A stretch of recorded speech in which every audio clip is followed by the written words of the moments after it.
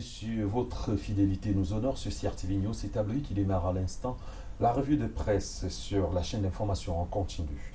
Pression des effectifs dans les universités, la une de Cameroun Tribune de ce 21 octobre constate la nécessité de la distanciation physique face à une population de plus en plus forte de la communauté estudiantine, inquiète donc dans un contexte où il faut éviter le Covid-19. L'option donc du e-learning impulsée par les pouvoirs publics se justifie davantage comme solution à implémenter. Et c'est à lire en page 16 à 18 du quotidien Capitaux publics. Concours administratif et équilibre régional, on en reparle avec ces quotas de la colère du Grand Nord. C'est le titre à la une de Camer Presse. Le journal propose d'ailleurs les tableaux de la répartition des places en attendant la réforme annoncée depuis 2000. Faits et réactions à lire dans Camer Presse de ce 21 octobre, tandis que le journal Calara précise que le Grand Nord insiste pour ses places à l'école normale d'administration, l'école nationale d'administration et de magistrature ENAM.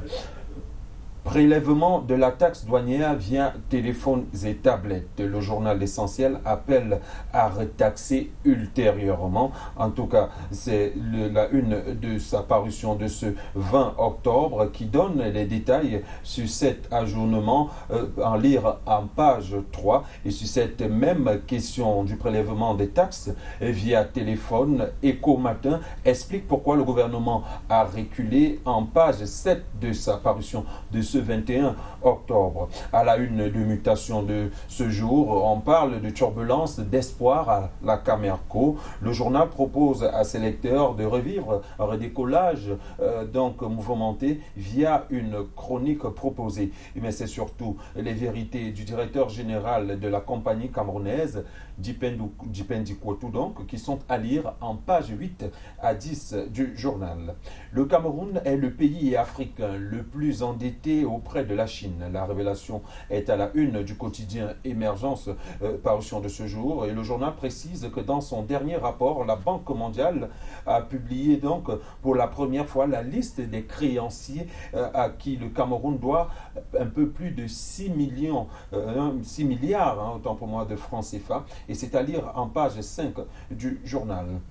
La République Presse fait du port autonome de Kribi l'office de la dématérialisation. Le journal précise la plateforme portuaire de Mboro vient de se doter d'un logiciel de gestion autonomisée des opérations portuaires afin d'accélérer la dématérialisation des procédures de ce côté-là. C'est-à-dire en tout cas dans les colonnes du journal, tandis que le messager de ce mercredi s'intéresse à la situation des ex-employés de la douane internationale terminale, la DIT.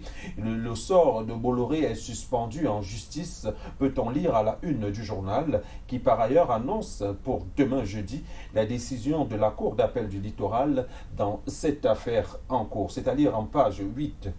Marché public, des entreprises suspendues pour abandon de chantier. L'information fait la une du quotidien L'économie de ce jour et le journal rajoute que les entreprises concernées sont interdites de soumission à la commande publique pour une période minimale de 2 ans, c'est-à-dire en page 2.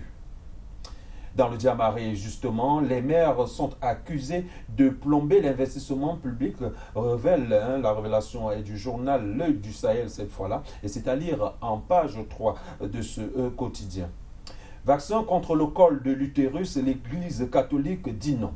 Le refus fait la une du journal Essingan et le diocèse d'Obala aura donc émis une circulaire à l'adresse des responsables des formations sanitaires mais également des écoles de cette localité, donc c'est à lire en page 3.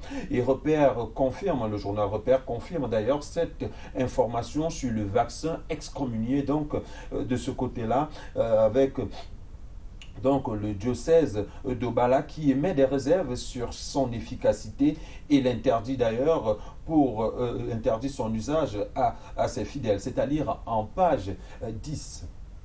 La une du quotidien Le Jour de ce vendredi choisit de nous relater la vie des parents d'enfants atteints de la trisomie 21. C'est à travers des portraits proposés en pages 2 et 3 du journal d'Aman Mana. Le journal annonce par ailleurs une usine d'extraction d'huile d'avocat, c'est inédit bien sûr, du côté de Bouddha, et c'est à lire en page 6 du journal bleu. À la une d'Éco-Santé, on apprend que 6 millions de petits ruminants sont à vacciner pour l'éradication de la peste des chèvres et des moutons. L'impulsion est en tout cas assurée par la Banque mondiale, le ministère de le Minepia et le Prodel, donc, et le docteur Taiga, en tant que ministre de l'élevage, des pêches et des industries animales, a justement procédé hier en Gomediap au lancement d'une campagne de vaccination des chèvres et des moutons, et c'est à lire en pages 5, 6 et 7 de Éco-Santé de ce jour. Food. FK, je m'en fous, voilà, donc signature ironise à travers ces termes sur sa une, donc pour décrier le clair-obscur, le flou artistique et le manque de lisibilité et même de visibilité de certaines, manque de visibilité certaine, donc sur l'application de la sentence du tribunal arbitral du sport, décidée depuis le 14 septembre dernier et qui tarde à prendre effet, donc, et qui bien évidemment accordait donc qui réhabilitait justement la Ligue de football professionnel dans ses prérogatives. Ce sont des informations ironiques ou peut-être de constats à lire donc en page 3 à 9 du journal Signature. Augustin Tamba fait les yeux doux au maire de la région de l'Ouest, apprend-on du journal Ouest Éco. C'est dans le cadre de l'élection prochaine du nouveau président national des communes et villes unies du Cameroun, le CEVUC, donc, pour lequel, scrutin pour lequel le maire de la ville de Yaoundé 5e se porte candidat et multiplie des actions de campagne depuis un certain moment. En tout cas, c'est à lire dans les colonnes donc, de Ouest Éco. Et nous allons sortir de cette revue de presse avec ce titre, Nourang Faustin, le mépris te donne même quoi? Jusqu'à insulter CRTV, Cameroun Tribune ou Emma Tomba, donc la une de Réalité Plus a certainement encore arraché du sourire ou un sourire à certains ce matin. Et donc le journal de Paul Ngouaré revient sur cette autre sortie jugée maladroite de la jeune députée du MRC, des sorties qu'il qualifie d'agressives et injurieuses, tout en appelant Cabral Libi, le président du dit parti, à calmer sa camarade de parti. Et on l'espère pour bientôt. C'est donc ces informations et bien d'autres que vous retrouverez en kiosque, mais également dont vous pourrez avoir les développements dans nos prochaines éditions. C'est sur CRTV News et à travers nos différentes éditions du journal. Ne l'oubliez pas, nous sommes en information en continu. Merci de rester en très belle compagnie de nos programmes sur CRTV News.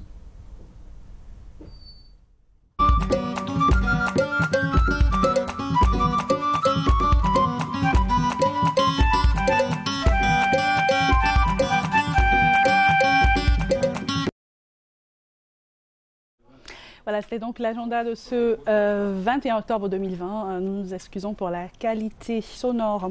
Nous allons poursuivre ce programme de Cameroun Daylight avec un autre arrêt majeur, la revue de presse en anglais. On parlera évidemment des élections régionales qui auront lieu le 6 décembre prochain avec la réhabilitation de 9 listes par Elections Cameroun. On en parle dans la presse ce matin. Clarence Gay, bonjour. Good morning, Catherine. La revue de presse, c'est maintenant.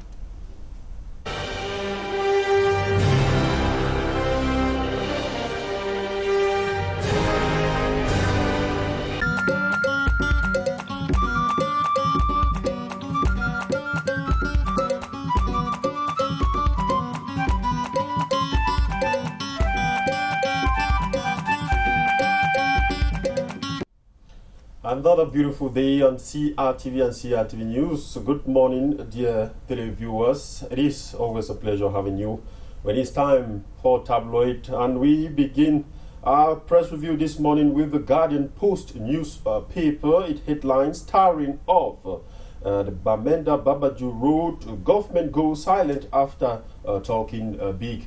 That's the headline of the Guardian Post newspaper this morning. It says government has since been maintaining an annoying and provocative silence over the long-awaited tarring of the Bamenda Babaju stretch of road which links the northwest to the west region. In July this year, officials in charge had announced the imminent kick-off of the construction works on the dilapidated stretch. The Guardian Post says, but not a single meter of the bumpy road has received coat of fresh air. You can read more of that story in page 3 of the Guardian Post newspaper of this day.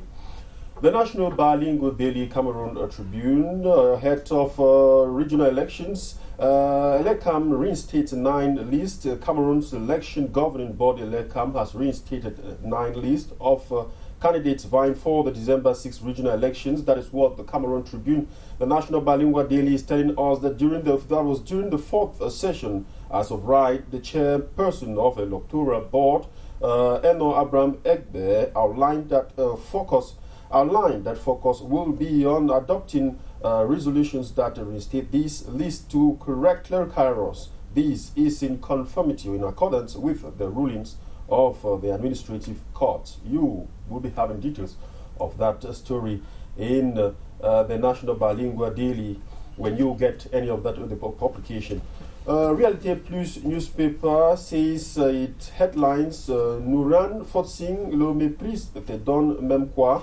That's the question it is asking jusqu'à insulter CRTV Cameroon Tribune et Matomba. That is the main headline of Reality Plus newspaper this morning. It talks about an aggressive outing lately of Honorable Nouran Foxing on the media, where she criticized CRTV and the 2018 presidential hopeful Serge Espoir Matomba and Cameroon Tribune for being incompetent. Reality Plus newspaper says it is a shame to get such utterances from a politician of her status. Pages 4 to 5 has the details of that story.